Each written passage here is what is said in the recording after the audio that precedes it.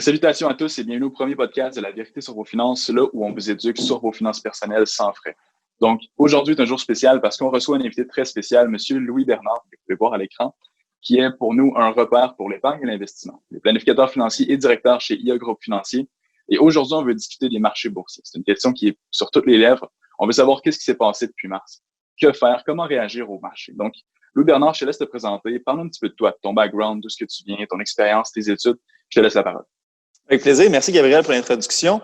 En fait, j'ai étudié en finance à HEC Montréal. J'ai gradué en 2014. Dès que j'ai obtenu mon bac, je me suis joint à l'Industrielle Alliance. Depuis 2014, je fais partie de l'équipe d'Industrielle Alliance. J'ai ensuite fait mon titre de planificateur financier en 2017.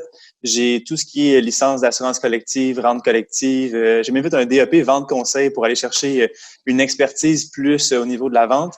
Et j'entame ma maîtrise en fiscalité depuis maintenant 1 an à HEC Montréal aussi. Tu as fait aussi, je pense, ta formation en valeur mobilière, hein, Louis?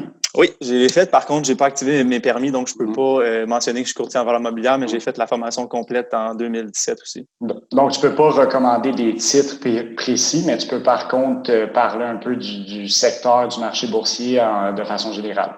En fait, dans le fond, c'est ça. Recommander un titre en particulier, c'est illégal si on n'est pas courtier en valeur mobilière, mais dès que tu as une licence de fonds d'investissement ou de conseiller en sécurité financière, tout ce qui est le secteur géographique ou l'investissement en général, il n'y a pas de restriction au niveau des recommandations.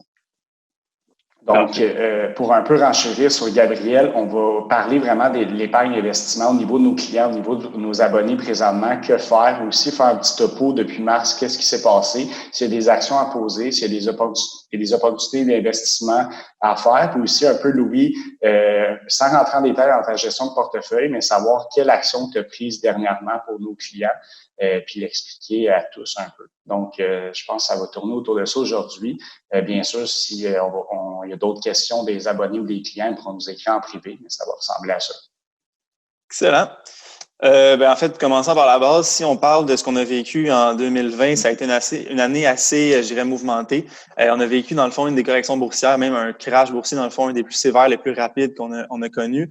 Ce qui est différent, dans le fond, des crashs précédents, c'est que c'est la première fois que c'est vraiment à cause d'une décision, dans le fond, de l'État ou en fait de la planète et au niveau des gouvernements que l'économie a autant reculé. Donc, de par le fait de ralentir volontairement l'économie pour contenir la pandémie, les États, dans le fond, ont créé un système économique sans précédent. Dans le sens que actuellement, ce qu'on vit, c'est que c'est ralenti volontairement pour éviter à propager un virus. Ce qui fait en sorte que qu'est-ce qui s'en vient, comment réagir, mais c'est nouveau pour tout le monde. Dans le fond, il n'y a personne qui sait vraiment dans quel contexte on évolue. Par contre, la bonne nouvelle, c'est comme dans toute crise ou comme toute pandémie qu'on a vécue, il va y avoir la lumière au bout du tunnel un jour ou l'autre et on va tous s'en sortir. Ce qu'il faut comprendre, c'est que le marché a reculé, je dirais, de mars à avril d'environ 30%. C'est vraiment, dans le fond, l'espace de 1 mois qu'on a vécu une des grosses corrections. La panique, dans le fond général, a fait en sorte que les gens ont vendu. Fait que c'est l'effet d'engouement. Si une personne vend puis l'autre personne vend, c'est un principe d'offre et la demande, le marché boursier, ce qui fait en sorte que plus il y a de transactions de vente, plus le marché, dans le fond, va suivre à la baisse. La bonne nouvelle, c'est que les gens qui ont profité, je dirais, dans le fond, de ce creux-là, ont fait beaucoup de rendement. Si on regarde, dans le fond, depuis mi-avril à aujourd'hui, la plupart, dans le fond, des indices boursiers sont soit revenus au niveau qui était avant le crash ou même plus. Un des secteurs qui a, je dirais, très bien performé, c'est le secteur technologique. Dans le fond, on reviendra un peu plus tard à la raison pour laquelle il a bien performé. Mais en soi, dans le fond, faut toujours comprendre que dans tout contexte, toute crise, il y a des secteurs qui vont mieux performer que d'autres qui vont sous-performer. C'est une question, dans le fond, de comment ils s'adaptent au contexte dans lequel on évolue et autres. Je vais t'arrêter juste, Louis. Quand tu parles de profiter du marché puis des opportunités, qu'est-ce que tu veux dire? Qu'il y a des gens qui ont profité un peu de cette crise-là puis qui ont fait du rendement, en fait. Qu'est-ce que tu veux dire par là? En soi, dans le sens que quand les gens paniquent, généralement, c'est une bonne opportunité d'investir. Pourquoi? C'est que on va dire si l'action de BMO se transige à 100$ et à cause d'un mouvement de panique, après 1 mois, se transige à 65$, en soi, la compagnie, oui, elle a eu des pertes de revenus, mais ça reste une compagnie qui est quand même solide. Ce qui veut dire qu'on achète un peu à rabais, si on veut. Fait qu'une personne, dans le fond, qui est, on va dire, les reins solides, qui peut se le permettre, d'investir en temps de crise, en général, dans le fond, sur le moyen et long terme, va être très profitable parce qu'elle va profiter, dans le fond, d'un coût à rabais plus la croissance future. Une personne, dans le fond, qui est plus frileuse puis qui se dit, dans le fond, non, je veux attendre, c'est pas la fin du monde, dans le sens que oui, elle va perdre du rendement, mais elle va quand même avoir la croissance future qui va suivre par la suite. Le temps va faire les choses, c'est ça. Exactement. Le temps va régler, dans le fond, les choses tôt ou tard, là. Donc, au final, qu'est-ce qu'on peut dire? C'est que quelqu'un qui veut pas investir davantage dans un creux, c'est pas plus grave que ça parce que le temps va faire les choses, mais quelqu'un qui comprend un peu le système et qui est pas très émotionnel, ben, c'est une bonne opportunité d'investir actuellement. En fait, c'est que la question que tout le monde se pose quand il y a un creux qu'on a vécu, dans le fond, en avril, mettons, on va dire fin mars, début avril, c'est ça va arrêter quand? Dans le fond, puis si on avait la réponse, ben, tout le monde voudrait investir cette journée-là. Et dans le fond, la personne qui a, je dirais, le guts ou le courage de prendre le risque d'investir, dans le fond, on va dire à moins 25 ou moins 30, ben, c'est elle qui va être gagnante parce qu'à un moment donné, non, il n'y a pas de limite. Mathématiquement, c'est impossible. Mais si on regarde, dans le fond, le pire creux qu'on a atteint, de mémoire, c'est 1929 ou 2008, ils sont pas mal similaires. Le S&P 500 va atteindre 51% de perte.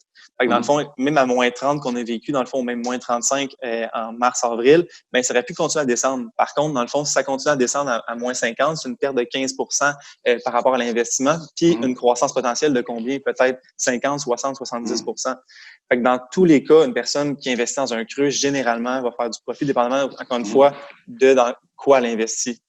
Puis quelqu'un qui a investi avant le creux et qui voit ses sommes descendre, il ne faut pas non plus qu'il panique parce qu'il va retrouver ses sommes tôt ou tard, comme on voit dans les fameux graphiques qu'on présente à nos clients, où on a un système de croissance, veut pas, donc au final, on a un rendement positif à long terme, si on diversifie bien le portefeuille, bien sûr. C'est ça qu'on vise, dans le sens que tout investisseur, dans le fond, investit dans le but de faire du rendement. Et le système dans lequel on évolue actuellement, ben, c'est un système capitaliste de croissance. Fait que le but, c'est qu'il y ait plus de revenus, plus d'activités commerciales. Fait qu'à long terme, techniquement, encore une fois, on parle dans un contexte économique pur et simple, qu'il n'y a pas de guerre civile ou de circonstances exceptionnelles qui feraient en sorte qu'il n'y ait pas de croissance. Il va y avoir du rendement tôt ou tard.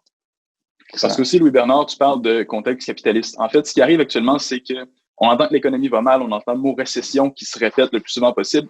Mais de l'autre côté, les marchés boursiers ont des signes de santé. On dit que ça remonte, on dit que ça va bien, mais du côté de l'économie, c'est tout le contraire. Ça peut mélanger les gens un petit peu, puis on peut comprendre que c'est mélangeant. Pourrais-tu expliquer un peu aux gens qu'est-ce qui se passe avec tout ça? Avec plaisir. En fait, super bonne question. Au niveau économique, dans le fond, je suis pas un économiste, loin de là, mais il y a des bases, dans le fond, et il y a des indicateurs qu'on appelle précurseurs au niveau de l'économie. La bourse en est un. Donc, la bourse réagit toujours d'avance. Dans le fond, on l'a vécu. En début d'année, dans le fond, on voyait les revenus potentiels descendre. On voyait, dans le fond, les entreprises faire moins de ventes à cause du COVID et du confinement. Par contre, il n'y avait aucun résultat financier qui prouvait ça. Puis le marché, dans le fond, faisait quand même descendre. Pourquoi? Dans le fond, c'est que le marché boursier anticipe. Ce qui fait en sorte que lui, il va dire, même si c'est pas encore arrivé, je prévois ou je prédis, dans le fond, qu'il va y avoir une baisse. Fait que dans le fond, je m'ajuste, donc les prix des actions vont descendre. Par contre, dans le fond, là, on le voit, on est rentré en récession, il y a moins de revenus, mais on va dire, les actions, les indices boursiers augmentent.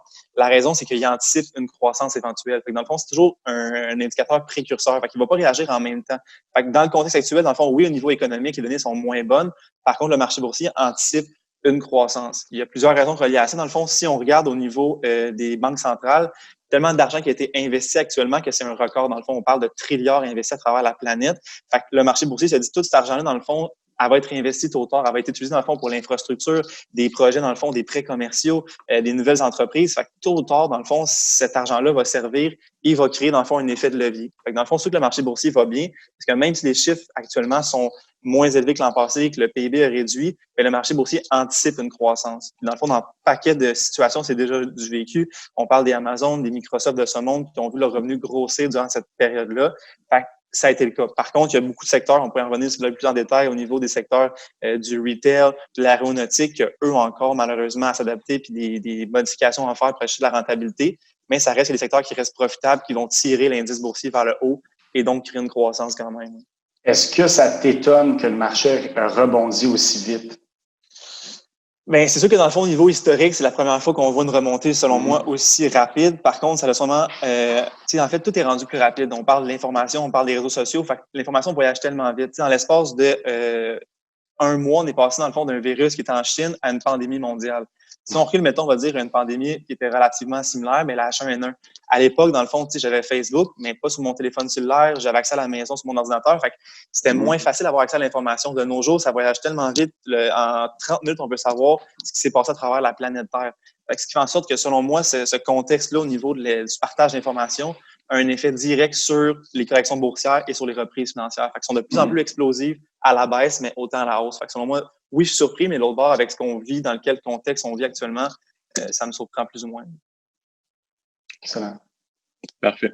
Et Louis-Bernard, les clients qui étaient investis avant mars nous appellent, nous questionnent souvent par rapport à ça. On a été investis avant mars, on a vécu le creux de la crise, comme de mentionner. Est-ce qu'il y a une action à prendre concernant leurs investissements actuels, selon toi? Encore une fois, ça dépend de beaucoup de facteurs. Je dirais une personne que c'est pour le long terme, dans le fond, qui investit pour sa retraite ou tout projet, dans le fond, qui dépasse 10 ans, ben, malheureusement, il n'y a pas rien qu'on peut faire pour changer, dans le fond, ce qui est arrivé. Par contre, dans le fond, on le sait qu'à long terme, ils vont faire du rendement. Dans le fond, j'aimerais ça avoir une baguette magique qui effacer leur perte qu'ils ont eue de 2019, qui est une année record au niveau des rendements, puis 2020, qui a tout effacé. Malheureusement, ça se fait pas. Par contre, la bonne nouvelle, c'est que s'il y avait des investissements, on va dire, automatiques, qui investissaient un peu à chaque mois, ils ont investi dans des mois qui étaient plus lucreux, ou s'ils ont investi d'autres argent durant la crise, ou s'ils ont d'autres argent à investir dans le futur, bien, il va y avoir une croissance. Fait que c'est sûr que ce qu'ils ont actuellement en place, moi, ma recommandation, c'est surtout de ne pas descendre de profil investisseur. On va dire une personne qui avait un profil agressif, qui a subi une perte de 30 %, si elle veut, dans le fond, aller plus prudent, mais c'est pas le temps de le faire. Pourquoi? C'est qu'on va prendre les actions, peut avoir une croissance, on va dire, de peut-être 10, 15, 20 % dans les prochaines années pour les changer en revenus fixes qui ont actuellement des revenus très, très faibles à cause des taux qui sont super faibles. Fait que de reprendre, on va dire, l'argent qui a été perdu, ça va prendre des années versus peut-être à la place des mois ou quelques années. Fait que vraiment, c'est super important. Une personne qui a subi la crise, qui a investi, on va dire, le classique, c'est le 28 février, une personne qui contribue à ses REER pour cette année, qui a mis le montant maximum X, elle, c'est sûr que son portefeuille n'est pas revenu au même point. Par contre, si elle veut jouer intelligemment, il faut vraiment qu'elle s'assure de garder ses billes dans le même portefeuille. Puis quand on reviendra au même seuil, si elle n'est plus à l'aise, dans le fond, elle s'est rendue compte qu'un portefeuille agressif, c'était trop de risque pour elle, là, on réduira la tolérance au risque. Mais une personne qui est investie, moi, je dis, garde ta tolérance au risque jusqu'à la fin, dans le fond, que ton portefeuille revienne au même seuil. Puis ensuite, on revisera la stratégie. Puis pour une personne, dans le fond, oui, vas-y. Vas-y, Louis, excuse-moi. Je m'allais dire que je pense que c'est important aussi de mentionner que quand il y a un creux, ben, dans un cycle économique, après ça, il y a une relance économique. Puis c'est pour ça que tu parles de rendement de 10-15 % par la suite, parce que je pense que c'est là où on a des rendements intéressants. C'est après le creux, quand on a une relance économique faite par le gouvernement, puis les entreprises, puis l'économie en général. Bien, en fait, c'est sûr, au niveau économique, il y a plusieurs cycles. Dans le fond, vous pourrez le montrer dans vos capsules. Là, c'est vraiment simple. Là, on parle d'une courbe qui ressemble, dans le fond, à une vague. Fait que dans tous les cycles économiques, on appelle ça l'apogée, dans le fond, le sommet, si on veut. Et ensuite, dans le fond, il va y avoir une récession, un creux et une relance et une phase d'expansion. Fait que dans le fond, c'est vraiment le principe de base de l'économie. Fait comme je dis, dans le fond, quand ça arrive, le principe, c'est super simple, c'est de garder sa tolérance au risque, son profil investisseur, jusqu'au prochain, on va dire, sommet ou la prochaine fois qu'on revient au seuil qu'on était. Puis là, ensuite, on revisitera la stratégie de placement. Sinon, autre que ça, c'est de rester investi. Ça, en fond, je ne le cacherai pas. Warren Buffett le dit tout le temps, ou peu importe les grands investisseurs, de paniquer puis de retirer. On va dire, j'ai mis 100 000 $ puis ça vaut 80 000 $ dans le creux. Si je le retire, dans le fond, puis je le réinvestis, mon conseiller, dans le fond, pour aller chercher le 100 000, bien, il vient encaisser une perte de 20 000 dans un portefeuille qui va être, dans le fond, similaire. Fait que la croissance, on a perdu un bout de croissance. Fait que c'est super important de rester investi. C'est tellement important, puis je pense qu'on va le répéter encore. Je pense que je vais le répéter mot pour mot, de ne pas paniquer, de laisser ces sommes-là, puis laisser la tempête passer, puis les choses vont se replacer. Puis ça, je le répète tout le temps à mes clients, puis je pense qu'il faut le répéter aussi à nos abonnés, puis aussi nos clients, encore une fois, puis c'est normal qu'ils soient émotionnels. T'avais-tu une question, Gabriel, pour continuer? Oui, en fait, on a la fameuse question, Louis, qui revient toujours sur les lèvres de tous nos clients. Est-ce un bon moment pour investir? Qu'est-ce que tu leur répondrais? C'est en fait une excellente question. Puis, si tout le monde, dans le fond, pouvait savoir si c'est un bon timing pour investir, on le ferait tous. Fait en fait, dans tout ce qui est la vie en général, avec un projet, une entreprise, un investissement ou autre, il y a une incertitude, dans le fond. C'est ce qui fait en sorte qu'il y a une récompense au bout, dans le fond, si on veut. Si on savait, dans le fond, que le produit était garanti, bien, on a un CPG à 1,5 %. On sait ce qui nous attend à la fin du 1 an ou du 2 ans. Par contre, la récompense est faite parce que le risque est minime. Donc, actuellement, investir, effectivement, c'est un risque. Comme si j'avais investi en 2019 ou en 2018, il y a toujours un risque à l'investissement. Mais le risque, c'est quoi? Dans un portefeuille d'investissement, le risque, c'est qu'il y a une crise comme on a vécu mondiale et que la planète Terre est mal, ce qui fait qu'on va perdre du rendement à court terme. Par contre, si je suis patient et j'ai un horizon de placement qui est raisonnable, on va dire 5 ans, 6 ans, 7 ans, 10 ans, bien là, je suis plus convaincu, dans le fond, que l'investissement va en valoir la chandelle. Le jeu, dans le fond, bref, expression que je cherchais, je la trouve pas. Mais en bout de ligne, le résultat, dans le fond, va valoir la peine au niveau du risque qu'on va avoir pris. Une personne qui me dirait, par contre, qu'elle a un projet, veut acheter une entreprise, veut acheter une maison d'ici 2-3 ans, c'est sûr que, dans le fond, je serais plus réticent au niveau de l'investissement. Pas parce que dans le fond, c'est pas un bon marché pour investir, c'est qu'en général, mes clients, si dans le fond, j'ai investi en fonds d'investissement, je veux un horizon de placement d'au moins 4 à 5 ans pour m'assurer qu'il y a une croissance. Parce qu'on l'a vécu, exemple, si on prend 2008, du point le plus creux à la reprise, on a peut-être dans le fond calculé un 18-19 mois pour revenir au même point. Fait que dans le fond, c'est plate pour un investisseur qui met 10 000 avec toi, qui veut le retirer dans 2 ans, qu'elle arrive au même point, qu'elle a une petite perte.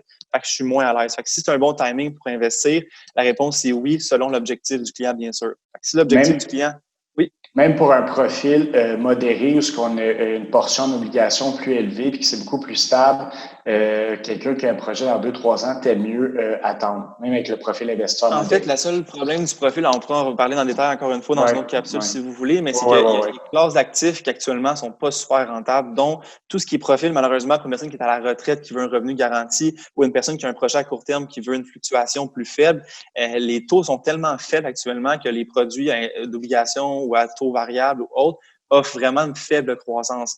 Fait que c'est de voir, dans le fond, est-ce que le rendement espéré va battre l'inflation au moins. Tu sais, dans tous les cas, dans le fond, un projet de maison, si c'est moins d'1 an, j'ai la personne, ton compte chèque va faire la job. C'est pas grave si tu perds 1% sur 1 an. Par contre, c'est sûr que si elle dit, je suis plus ou moins sûr, puis le projet s'étire sur 3, 4, 5, 6 ans, là, elle laisse beaucoup d'argent sur la table.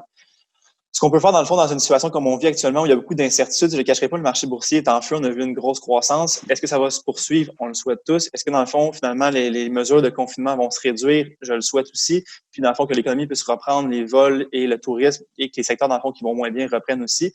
Mais on ne le sait pas, dans le fond, ce qui s'en vient. Par contre, pour pallier à ça, dans le fond, on peut toujours opter pour des prélèvements automatiques. Dans le fond, au lieu de mettre 10 000 d'un coup, si on est moins à l'aise, mais il existe des stratégies qu'on peut l'étaler, soit dans le fond avec le marché monétaire par achat par somme fixe, ou simplement, en fond, un prélèvement automatique de 1 000 par mois ou 500 aux 2 semaines. Bref, comme la personne est à l'aise, pour étaler le risque sur plus longtemps. Fait que ça, dans le fond, c'est une possibilité que les investisseurs ont, qui, selon moi, au niveau mathématique, c'est moins rentable, mais au niveau émotif, la personne va être beaucoup plus stable. Puis si elle perd sur son 1 000 20 c'est juste 200 versus si elle perd 20 sur son 10 000, c'est 2 000 qu'on vient de perdre. Fait qu'au niveau émotif, c'est la même perte, mais le montant qui est plus gros, ça fait plus mal. Excellent. On a vu récemment t'apporter des changements au niveau des portefeuilles de nos clients. Tu as fait des mises à jour, c'est-à-dire tu as augmenté ta portion dans le secteur technologique. Est-ce que tu peux commenter, d'expliquer pourquoi tu as fait ça? Je pense que tu l'as fait en mai. En fait, j'ai attendu dans le fond. En fait, c'est comme tout le monde, j'ai essayé de réagir du mieux possible. Tout le monde me disait en mars, mes clients, même vous avez dû le texter aussi.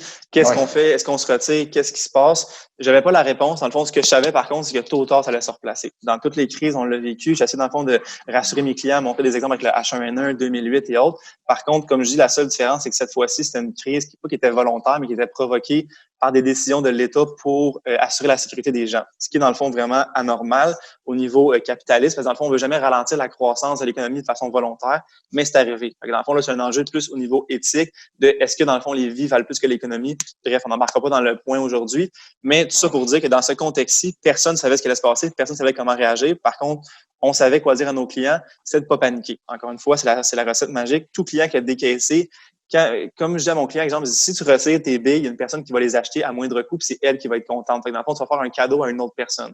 Fait que, à moins que tu sois une personne super généreuse, ça ne te dérange pas de te départir de 20 de ton portefeuille au profit d'une autre personne. Garde tes billes. C'est ton argent, dans le fond, tu la mérites. En avril, dans le fond, j'ai pris une décision. J'ai analysé, dans le fond, la situation. Encore une fois, je suis pas économiste. Par contre, j'ai un bon background au niveau de la finance personnelle, au niveau du marché boursier, puis je le suis beaucoup. Et j'ai regardé, dans le fond, qu'est-ce qui se passait, comment ça fonctionnait. Tout ce qui était, dans le fond, petit commerce, PME, restaurant, bar, consommation, dans le fond, plus de luxe, on voyait clairement, dans le fond, qu'il allait avoir un déficit parce que les gens ne pouvaient pas avoir accès à ces services-là. À l'inverse, dans le fond, qu'est-ce qui restait ouvert durant la pandémie?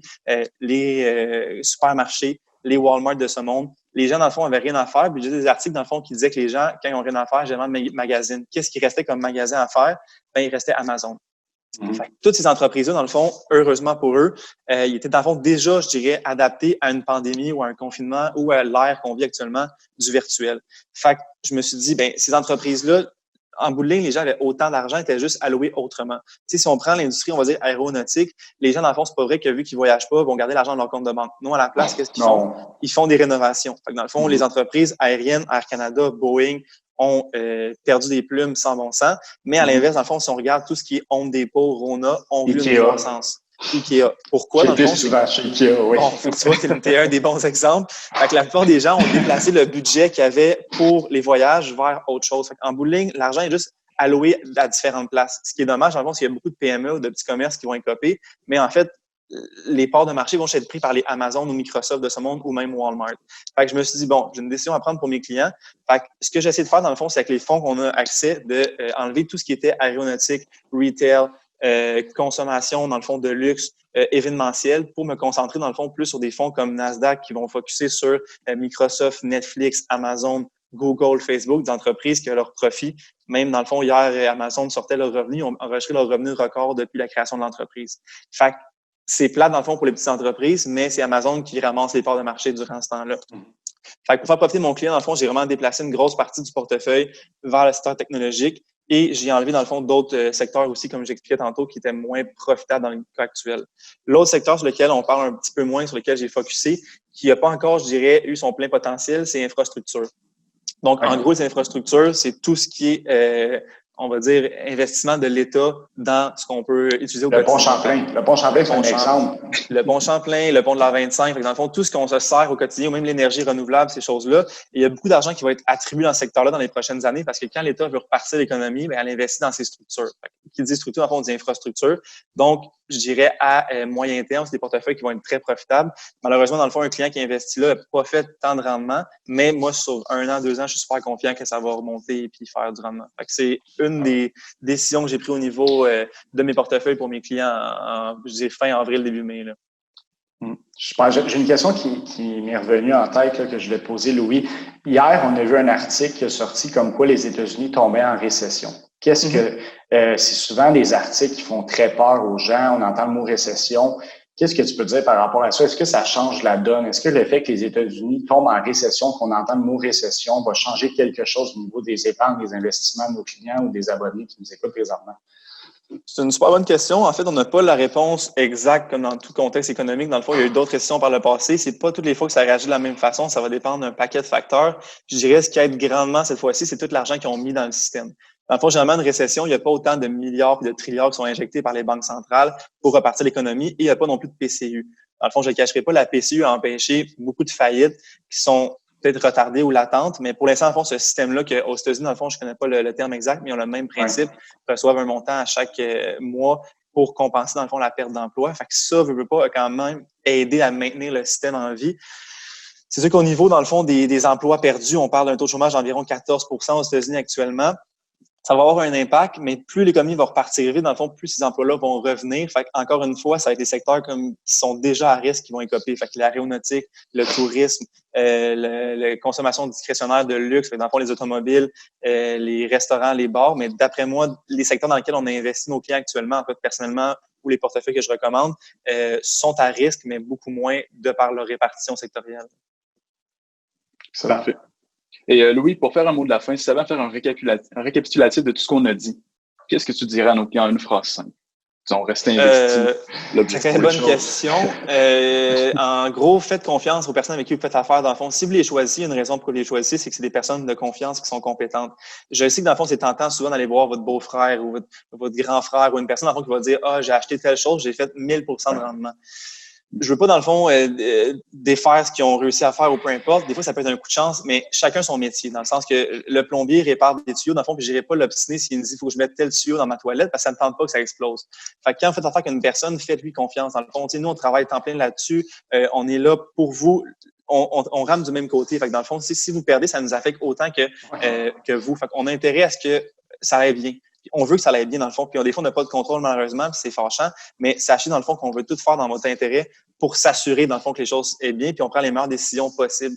Fait que vraiment, quand il arrive une situation comme ça, c'est important de ne pas paniquer. Puis on va être là pour vous dans le fond. C'est sûr que si votre conseiller vous répond pas ou donne pas de nouvelles, vous avez une raison de vous inquiéter. Mais choisissez une personne justement qui va être là dans les moments cruciaux pour vous aider puis vous épauler. Fait que ce serait ma recommandation vraiment de choisir les bonnes personnes avec qui vous entourez et leur faire confiance parce qu'ils veulent que ça aille bien puis ils vont s'assurer que ça aille dans le meilleur de leur possible. Super. C'était une longue phrase. Oui, j'ai choisi quelques mots. Ouais. Mais oui, c'est super clair. Écoute, Gab, je pense que je vais te laisser faire le mot de la fin. Je pense qu'on pourrait aussi dire aux abonnés qu'on va peut-être réinviter Louis. On l'annonce devant lui. Peut-être qu'au niveau des entreprises, au niveau des abonnés, nos clients qui ont des entreprises, je pense que Louis a une certaine expertise qui pourrait répondre à certaines questions par rapport à des conseils fiscaux. Sinon, je te laisse la parole, Gab. Oui, bien, un énorme merci de la part de toute l'équipe de La Vérité sur vos finances, Louis. C'était un plaisir. Puis, un professionnaliste qui se dégage. C'est vraiment intéressant de t'entendre parler. Puis, j'espère que nos abonnés auront apprécié autant que nous la présentation que tu nous as faite. On sait que ton temps peut être parfois très précieux, puis qu'on est vendredi avant midi.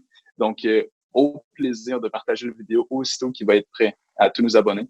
Puis, encore une fois, je pourrais pas te le dire assez. Merci, Louis. Encore une fois, on va te réinviter. Je tiens à le dire à tous les entrepreneurs. On veut parler côté fiscal, les avantages, qu'est-ce qu'on peut aller faire pour optimiser un petit peu votre business. Et je tiens à rappeler que La Vérité sur vos finances est là pour vous.